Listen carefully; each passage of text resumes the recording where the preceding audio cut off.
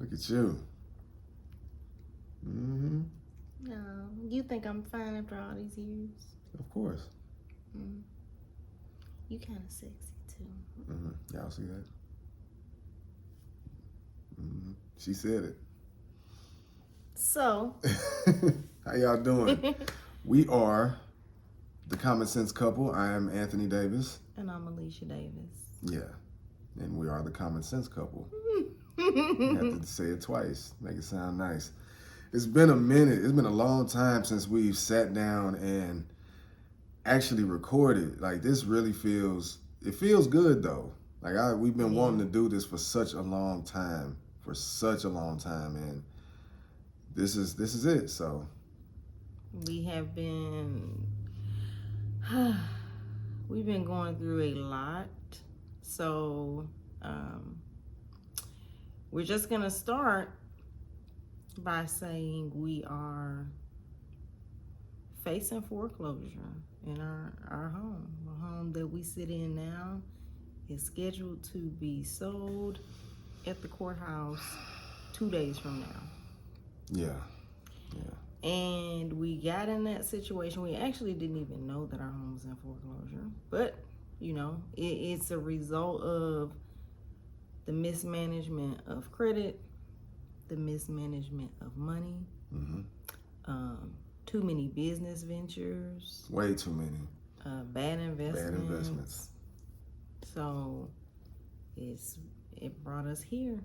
And we want to be open about what we're going through because we feel like it would help other people. Of course. It could help other people. And that's what we've always done, right? Mm-hmm.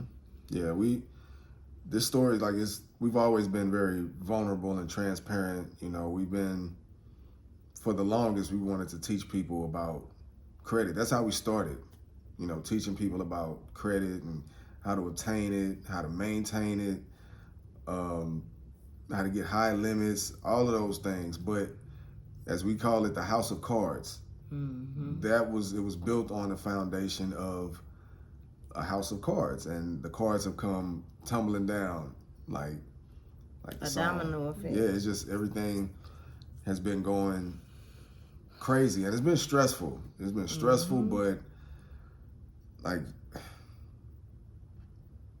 I can't even explain it. We made a lot of mistakes. It's no one's fault but our own.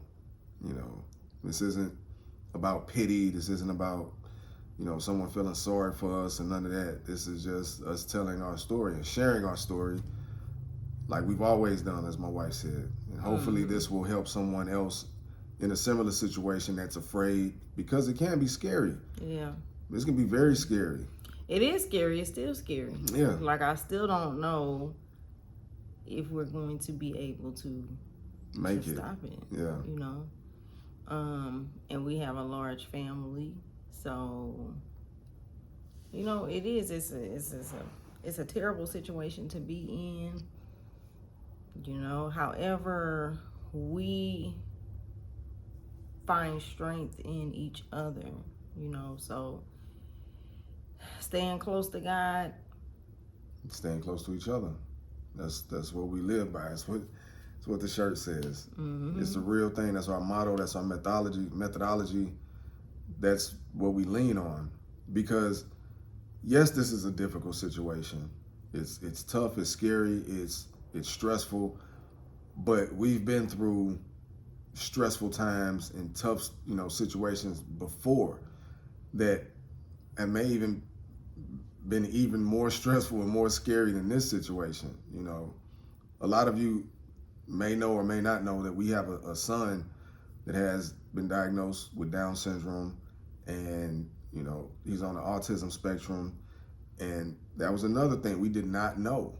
We went into the hospital thinking that we were going to have the child that, you know, was not going to be diagnosed with those conditions, but yet he was.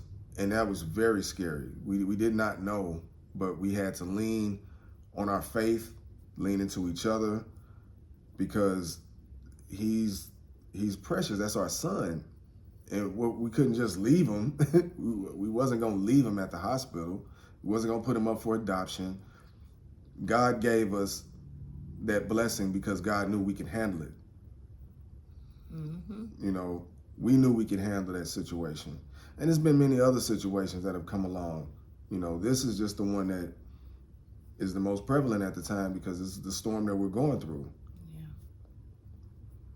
Yeah. So, and like I said, we found out about the foreclosure from somebody else. We didn't even, we were working with the mortgage company and we had been under a forbearance. And we didn't know that when the forbearance ends, you have to pay all those payments. We weren't aware of that. So that kind of led to, okay, you know, seeing what other ways that they would work with us. And then an investor reached out to me and was like, I want to help you, you know, with your foreclosure. And I'm like, a foreclosure? So we called the mortgage company and we were indeed in active foreclosure. And at this point, we're like 2 weeks away from the sale. So we explored, you know, options. Should we sell it to an investor? Should we try to put it on the market?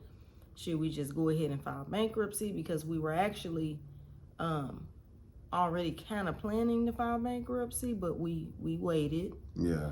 And then situation got here. Yeah, it didn't change. We were thinking that, you know, things were going to, you know, make this turnaround, and it didn't happen. Mm-hmm. You know, and there was a lot that goes into it. Just with everything being so overwhelming, man, you get these phone calls and, you know, judgments, people knocking at your door, people showing up to your workplace. It's just been that type of deal. Mm-hmm. And so, but you can't put your head in the sand. That's the thing. You have to face it. The problems aren't going to go away. You know, you have to deal with it. And now we're at the situation where we have to deal with this. And it's not a good feeling. It's uncertainty. But like I say, we put ourselves here. Mm-hmm. So this is what we have to deal with. It was the, like she said, the mismanagement of the credit and bad investments and just mismanagement of the money as well that we did have, and just thinking things were going to turn around and they didn't. But you still have these expenses, so therefore you start living off of the credit. Yeah. And that's where the slope is the slipperiest. Mm-hmm. You don't want to rob Peter to pay Paul or anybody, because everybody shows up to get their money. Everybody shows up to collect, and that's where we are. Everybody's trying to show up to collect. Hey, I need that about y'all right now. What you got? I need it. You know, if it's in your house, if it's in the shoebox, you need to go get it, because I need that. So that's what we're looking at. We were floating on credit for a while, and I knew it was going to eventually bottom out, but it's like we thought, okay, one of these investments, one of these businesses are going to, you know, blow up, expand, and then we're going to be able to pay it all back. And it just didn't happen. Like, and then that's when we started looking closely at the businesses and the mistakes that were made in the businesses, to where we had to cut some stuff. Yeah. We had to cut some stuff. I had to focus on growing the salon and being intentional about growing my clientele and increasing the revenue there, because, you know, that was something that I was always doing, but I didn't realize that you're not really focused on this to be doing. I could have been making way more money than I was making. And now she is. That's the crazy part. In this situation, now she getting busy, man. Like yeah. It just so happens that, you know, I didn't really take a look at it until after we were in this situation. So, you know, we have learned a lot. Yeah, I know it's a lot of folks that maybe like, what happened to y'all? Where did y'all go? We was having classes, we was teaching, and doing all these things, jumping on people's podcasts and speaking, and like, man, when the finances, when the shit really hits the fan, it's like, what are you gonna do? And so we had to reassess everything, and everything slowed up. We stopped. I've been driving for Lyft for like a year and a half now. Turo, we had to let that go because of the credit situation and us financing all these vehicles and couldn't keep up with the notes. So stuff got repoed, had to go back. Like all of this stuff is real. It's real, and I mean this is what it is. But we know that we can bounce back. Yeah. We can bounce back. We will bounce back. And this is just a part of our story. This is a part of our legacy. There is no success without failure, And it was really stressful, especially for me as a man. Like I said, I was driving Lyft, or I have been, and I was using one of the vans that we used for a Turo, and the transmission went out in one of them. And I say that killed me for a second. So I just jumped in the other van that we had for Turo, started using that one, and that transmission went out. And it's like, damn, man, what is this? And at this point in time, we paying $2,000 a month that could have been going to the mortgage, but we was paying for coaching for the businesses to see what we need to do to make these businesses thrive. What can we do to make us grow as a business, an entrepreneurial couple? And it just wasn't rocking. For some reason, it just wasn't flowing. And so we had to let them go, stop paying the coaches and really focus on our home, because it was just a lot of bad money moves.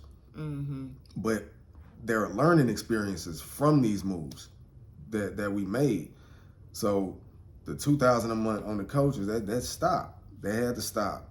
And we had to just reassess everything. Like I say, the van went down, and then the second van went down, and that's when things between us really, really got shaky. And that was earlier this year. That was like the springtime, because we were starting to make some headway, and then the transmission went out, and I didn't have any money coming in for like 2 months. And so it got really hard. It got really hard. There's a lot of huffing and puffing in the house, but it was stressful. It was, and I know because it was really hard on my wife, because she had to hold it down, and she did, and I understood that she was under a lot of pressure. So whatever she was throwing at me, I just took it. I took it. I had to take it, But that's also a part of me growing. Because a few years ago, if that would have happened, I wouldn't have been able to take that. So I had to hold it and understand that this is just a stressful situation. And we talked through it. We still married. We still here. Nobody broke out. We still here. But we had some really hard conversations. We did. It was, man, and tears flow hard. I really felt terrible. I felt like a failure. I did, but she was still there for me. She was still there with me. My mother, our family, our support system is so dope. They really are. They really helped out a lot, because without them, I don't know how we would have made it, how we would be here right now. But even facing this foreclosure, we don't know what's gonna happen. It's in God's hands. But if we gotta live out the van, I'll be in the van. We're gonna be all right. We're gonna be all right. But it's been hard these past couple years. It really has. And that's what these gurus and stuff don't tell you on Instagram and Facebook and social media. They don't tell you the bad parts. They show you the Lambos and the mansions. And hey, you can do this and do that. And which you can. There's no probably to it. It can be done. It can be. But you have to focus on one thing and do that one thing very well, so that you don't end up in this situation. But a lot of times you don't get the ugly side. You don't get the underbelly of the success. You don't get that. You just get the flash and the glitz and the glamour. And that's not all true all the time. Yeah,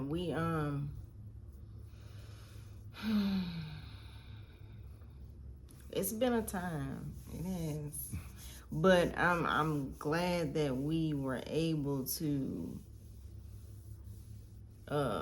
just reconnect with each other and be on the same page. Like the things that we were teaching and coaching to other couples, when we faced a situation that we had not been in, we had to bring those things back to our remembrance. Like, hey, like, we still got to be on the same page. All of that.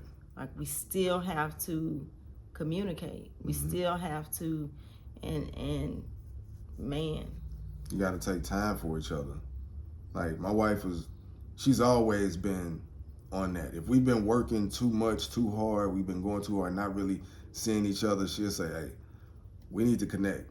Because if you leave it up to me, I'm just going to work as much as I can to the bone till it's over with. But she told me, she was like, hey, we got to slow down, and we need to lean into us. We got to focus on us this weekend. Or, tonight it's just me and you, no business, no nothing. It's just us. And you need that as a couple. You do. So we had to remember that, but these are things that we were doing prior. Like she said, well, we were teaching couples this type of, these type of things, these practical steps and moves to make. But this was happening before this happened, So when things do go bad, you don't just go all to pieces, because you have that muscle memory of, okay, we have to be connected. We got to stay connected. We got to stay on the same page. We have to communicate no matter what, regardless. So it helps. It's like preventative maintenance for your marriage, for your relationship. Do those things so when times do get hard, you can lean on those things. Mm-hmm. You can lean on that. We still shower together. We still, talk to each other. We still sleep in the same room, sleep in the same bed. We still, all of those things. It's still a good night baby, a good morning baby with a kiss. It's still all of those things. I come in the house, I seek her out, give my wife a kiss first, and like, hey, how you doing? How things been? Those things still happen because it still matters. Mm-hmm. And that's what's gonna get you through hard times. Because I don't know, there's a video we did a while ago, and it was during the time where I didn't have the money coming in, I didn't have anything going on, and she went for a run. And she asked me if I was going to run. I was like, nah, I don't feel like it. I'm not doing it. So she went out anyway. She did her run. She went out, and something hit me, and I was like, I got to go get my wife. Like, this is a pivotal moment. Like, God spoke to me like, go get your wife. Go get her. Go get your wife, man. And so I made sure Ace was okay. I made sure he was straight. And I ran a mile or 2 miles. I ran to go get my wife. And she didn't know I was coming down. But that moment, we hugged each other on the side of the road where she was at. And we just cried.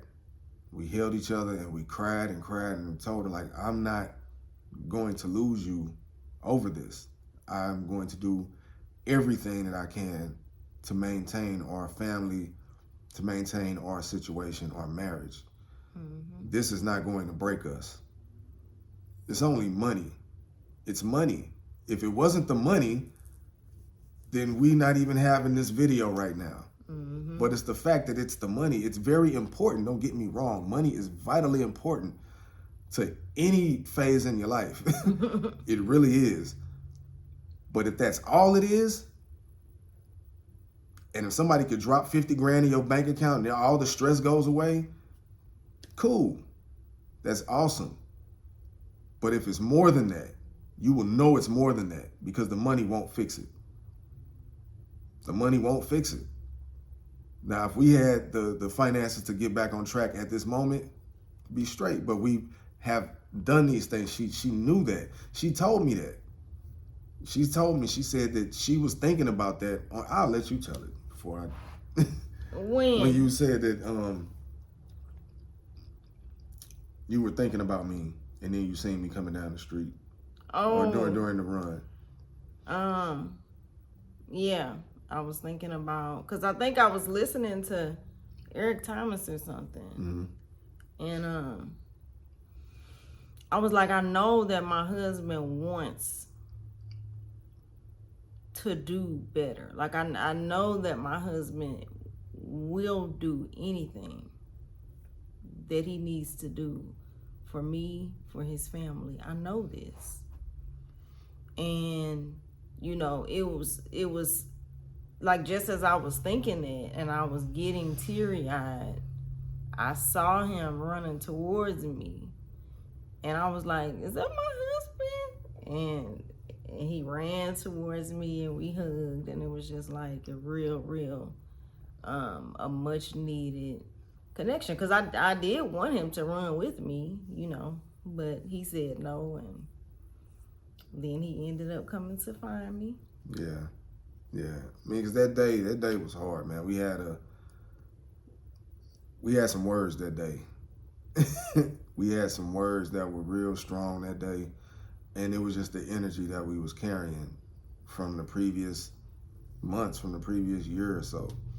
So it's not us. The devil will attack, and he'll start messing with your mind. And I'm like, that's not my wife. This is just this situation.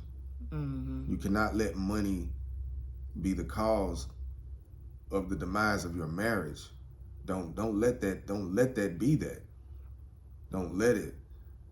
Because things come into play and before you know it, it's over with. All over some money. You know, some mistakes. But you could use those as positives to build on. Mm-hmm. You know, it's not the end of the world. It's not. And I thought that, like, internally, I'm like, bankruptcy, nah, I ain't doing that. But it's a tool. It's a tool that has, you know, it's like the last resort, but it's still there. It's still an option. You know, things don't go right. You know, I left the job. Would I do it again? Yeah, I would do it all over again in a heartbeat because it led me to grow as a person and as a man, as a husband, as a father. It's led me to grow. Whereas previously at GM, I felt like a robot. Mm-hmm. I felt my life slipping away. And for some people, that's cool. For some people, it's cool. They can work in a spot for 30, 40, 50 years. That's just not me. I'm going to find something that's going to fulfill me and make my family enough money to where we live like we want to live.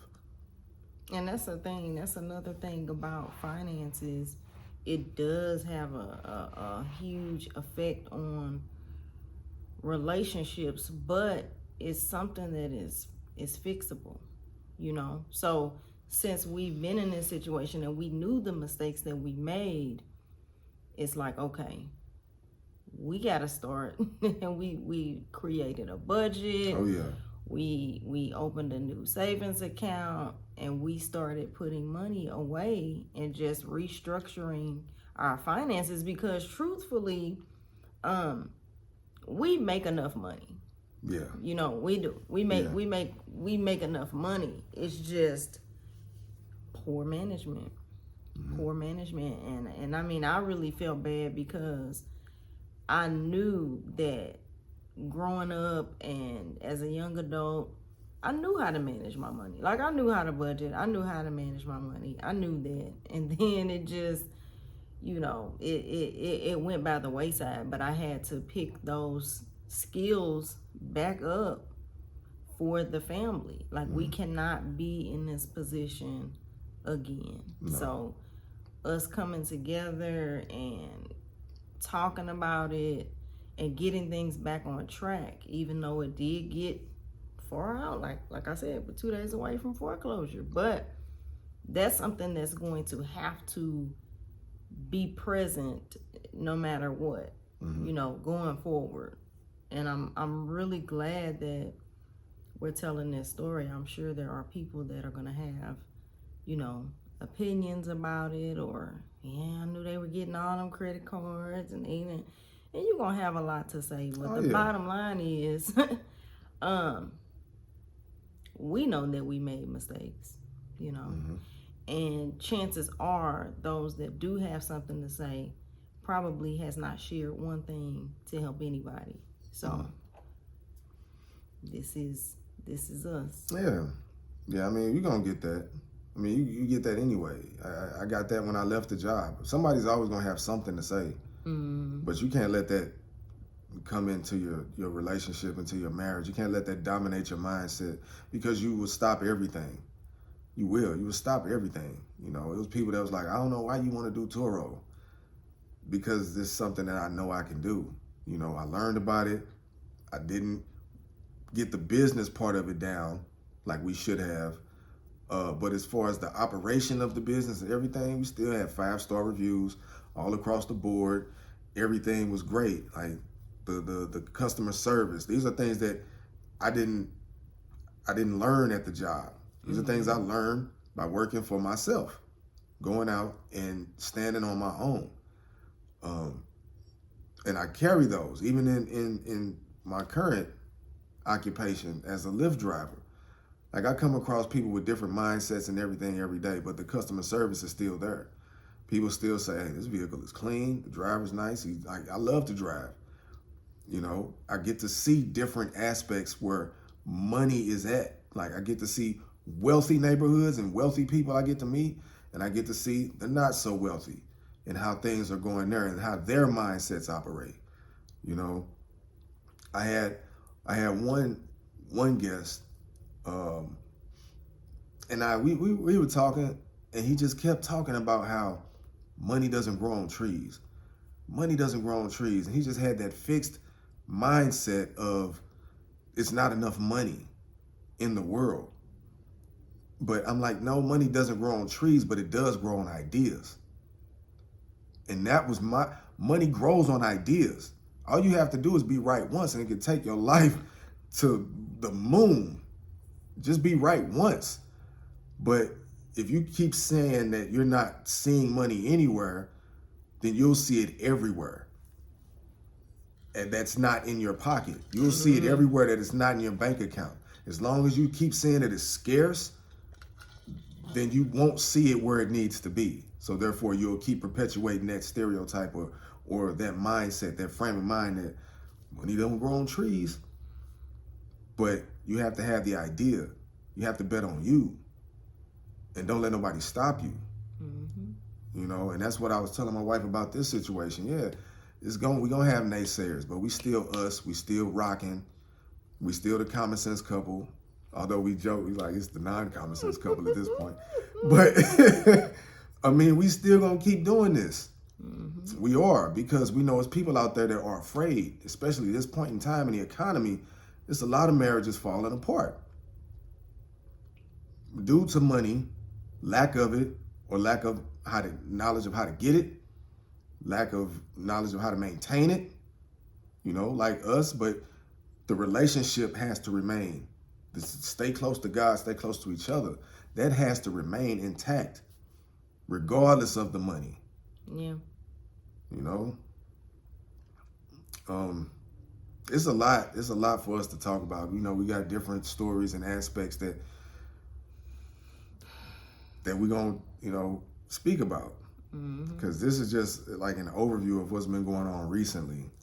But man, yeah, I've got some videos that are gonna go out now. Now that we've made this, now it's time to start sharing those solo moments. Because I got some videos where I was damn near at my wit's end. But I believe in God, and my faith is strong in us and what we can do. And I know that I know that God is watching out for us. Yeah. I know it. You know, we had to go through this. Mm-hmm. We had to, because what they say, most businesses fail within the first 3 years. And we fit that statistic. We did. You know, we did a lot of things the wrong way. Yeah. We did a lot of things the wrong way. But it's a part of the game. This is a part of the game. You don't climb the ladder of success without knowing how to lose, without knowing how to fail. Without that. But we tried. At least we tried. You tried. At least we tried. At least we shot our shot. And played it. We played it. Mm-hmm. We played it. From first class to foreclosure. That's what I was getting ready to say. First class to foreclosure, baby. Say. We played the game. We played it. We was on them flights. We was in them lounges. You know what I'm saying? We was there. Not to say that we can't get back. Nobody can say what you could do for your life. Mm-hmm. Nobody. So yeah, this is a tough situation, and we gonna deal with it. We're gonna deal with it because we got to. You know. Mm-hmm. Yep. That's funny. That's gonna be a book. From first class to foreclosure. It needs to be. It needs to be, because we were showing, you know, we were talking about our life then, so yeah. You know, we gotta talk about it now. We was at the conferences learning, you know, really learning, really getting some vital information from these people. Mm-hmm. Like straight up, we was there. We had the conference with Julie. Was it Julie? I'm hoping I'm not butchering her name. From FICO? The FICO, yeah. Like, that was a credit con. A lot of dope information there. A lot of dope people we met along this way, along this journey that I wouldn't have met or known. Mm-hmm. You know, things that we wouldn't have accomplished together.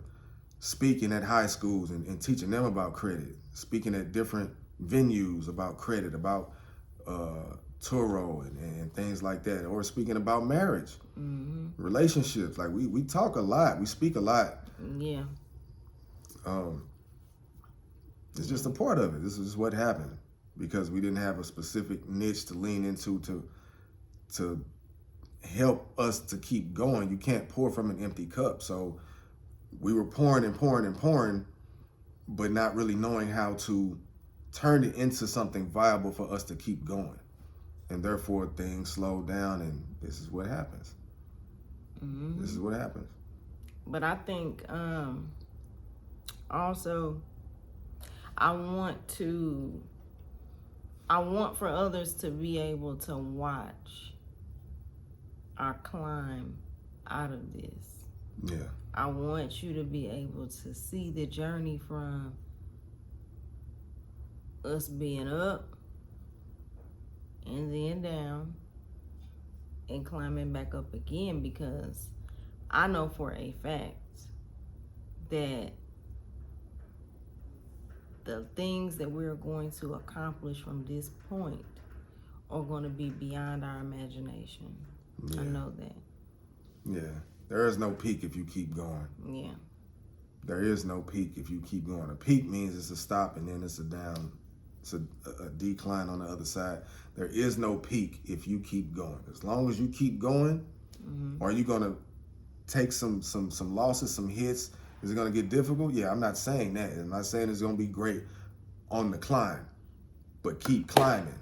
As long as you keep climbing. And don't give up. Don't give up. Don't give up. Don't quit. Don't quit. Don't give up on yourselves. Don't give up on your marriage. Don't give up on your business. Don't give up. Don't give up. If anybody could take anything away from this video beyond don't mess up your money, don't give up on yourself, man. Don't give up on your dream. Do that for us, because we're not stopping. We're not stopping. We're going to keep going. I've said that before. I was like, I just want to see how far we're going to take it. I want to see how far we're going to take this. And this is a part of it. It's a part of it. So thank y'all for listening. Common Sense Couple out. Bye. For This one. We'll be back though. Yeah.